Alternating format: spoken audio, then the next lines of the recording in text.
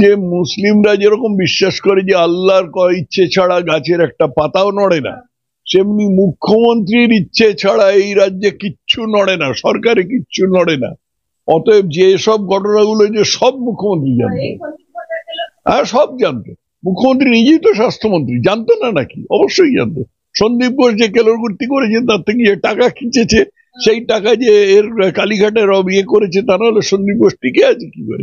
Lovely Maitra টৈত্র না, এরা পুরোপুরি মানুষ নয়। হ্যাঁ, এরা একটা আধা পুতুল আধা মানুষ।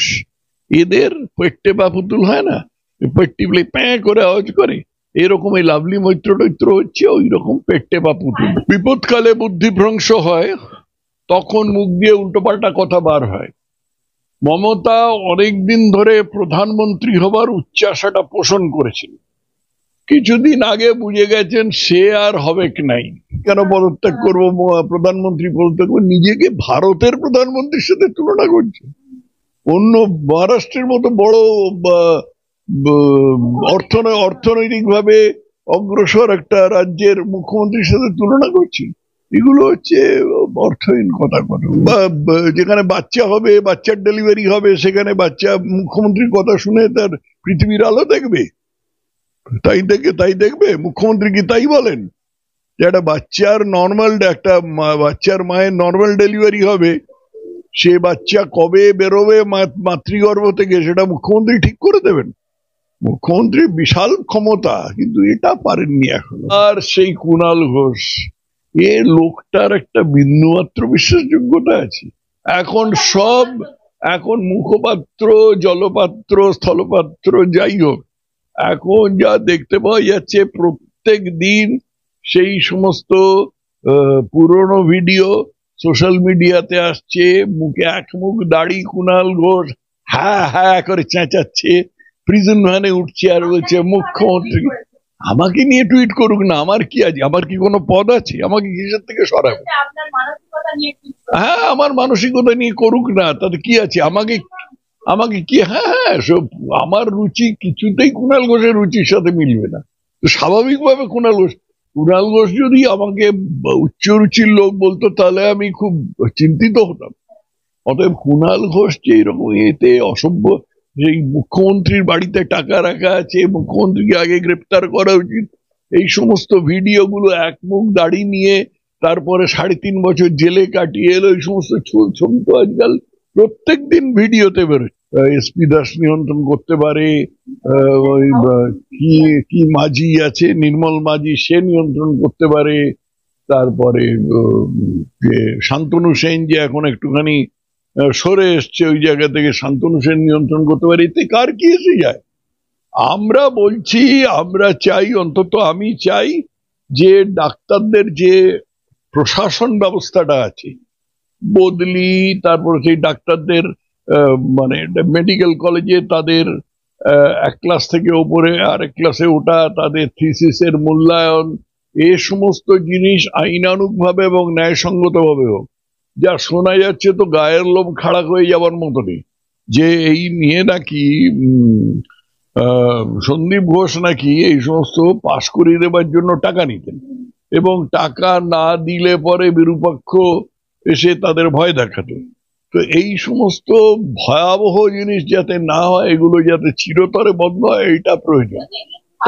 মমতা বন্দ্যোপাধ্যায়ের পদত্যাগের দাবি করলে মমতা বন্দ্যোপাধ্যায় বিধানসভায় সুর চড়িয়ে তিনি কার্যত বলছেন আপনারা পদত্যাগ করুন। কার্যত তিনি বলছেন যে প্রধানমন্ত্রী পদত্যাগ করুক, স্বরাষ্ট্রমন্ত্রী পদত্যাগ করুক, সব রাজ্যের মুখ্যমন্ত্রী পদত্যাগ করুক। আমার সঙ্গে রয়েছেন প্রাক্তন রাজ্যপাল তথাগত রায়, কথা বলবো স্যারের সাথে। স্যার কি বলবেন? বিপদকালে বুদ্ধিভ্রংশ হয়, তখন মুখ দিয়ে উল্টোপাল্টা কথা বার হয়। মমতা অনেকদিন ধরে প্রধানমন্ত্রী হবার উচ্চাশাটা পোষণ করেছিল।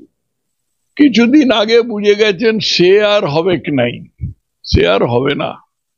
এখন উনি নিজেকে অন্য 10টা বড় বড় রাজ্যের, অনেক বেশি গুরুত্বপূর্ণ রাজ্যের, অর্থনৈতিকভাবে অনেক বেশি অগ্রসর রাজ্যের মুখ্যমন্ত্রীদের সাথে তুলনা করতে আরম্ভ করেছেন, এবং যে কথাগুলো বলেছেন এগুলো হাত পা ছোঁড়ার মতন কথা। কারণ মমতা বন্দ্যোপাধ্যায়ের এর আগে যা যা ঘটনা ঘটেছে তার পরিপ্রেক্ষিতে তার আগেই লজ্জা থাকলে পদত্যাগ করা উচিত ছিল।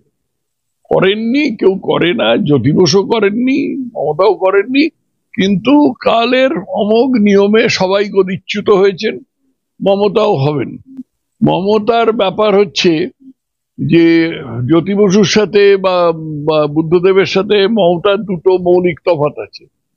এক নম্বর হচ্ছে যে মমতার কোনো নীতি নেই, ওদের একটা নীতি ছিল, একেবারে ভুল নীতি, সারা পৃথিবীতে বর্জিত নীতি, কিন্তু একটা নীতি যাই হোক ছিল। মমতার কোনো নীতি নেই, মমতার একমাত্র নীতি হচ্ছে যেন তেন প্রকারেণ ক্ষমতায় টিকে থাকতে হবে, কারণ তিনি বাঘের পিঠে চড়েছেন, বাঘের পিঠ থেকে নামলেই বাঘ খেয়ে ফেলবে, অতএব নামা কিছুতেই চলবে না। দ্বিতীয় প্রভেদ হচ্ছে মমতার সঙ্গে সিপিএম এর, যে মমতার দলটা পুরোপুরি মমতার উপর নির্ভরশীল, অতএব যে মুহূর্তে মমতা ক্ষমতা থেকে সরে যাবেন, সে যে কোনো প্রক্রিয়াতেই হোক 15 মিনিটের মধ্যে দল উঠে যাবে। কে দল চালাবে, কে কাকে মানবে?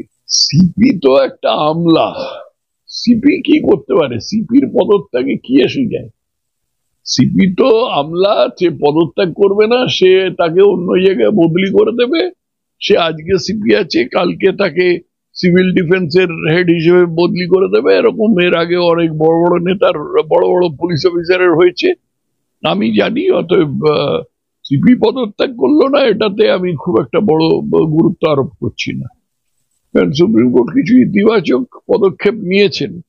এর আগে সুপ্রিম কোর্ট যে পদক্ষেপগুলো নিয়েছেন সেগুলোতে আমি খুব প্রীত ছিলাম না, বিশেষ করে যেভাবে মহামান্য সুপ্রিম কোর্ট এই রাজ্যের মামলাগুলো পিছিয়ে দিচ্ছিলেন, একটার পর একটা পিছিয়ে দিচ্ছিলেন, তাতে আমি একটুখানি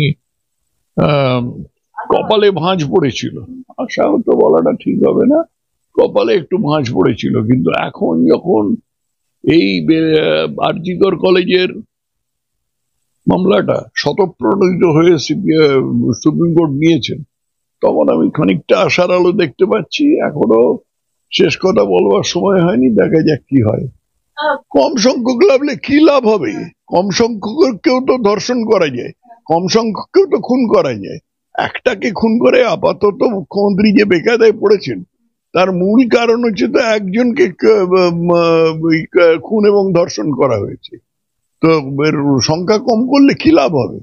মুখ্যমন্ত্রীর বা কি লাভ হবে, আর ডাক্তারের বা কি লাভ হবে? মুখ্যমন্ত্রী একটা কথা মাথায় এসেছে, বলেছেন 12 ঘন্টা ডিউটি করলে পরে সেটাতে মুখ্যমন্ত্রীরও কোনো লাভ হবে না, ওই মেয়েদেরও কোনো লাভ হবে না।